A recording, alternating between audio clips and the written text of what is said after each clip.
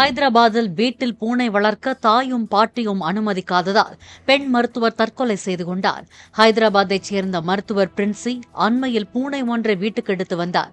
அதன் பின்னர் அவருக்கு சளி மற்றும் இருமல் ஏற்பட்டதால் பூனை வளர்ப்பதற்கு குடும்பத்தினர் எதிர்ப்பு தெரிவித்தனர்.